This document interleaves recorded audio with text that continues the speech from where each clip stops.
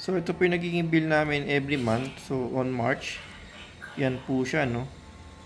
And then, nung April, ito po siya. Tapos, nung May, ayan po. Tapos, ito na po yung naging latest bill namin nung after na ma-install yung ating aircon. Ayan. So, 1719 po, no? So, nagamit po natin siya is 16 days. Meron po tayong record sa ating calendar.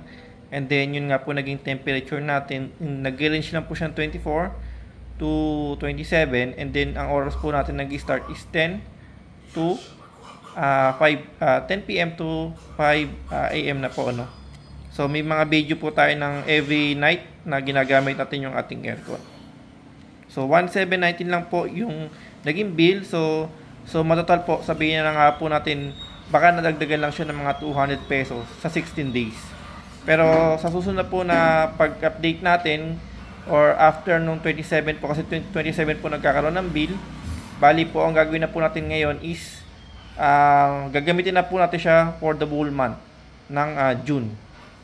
Okay po. And then abangan natin susunod na magiging bill niya kung magkano naman.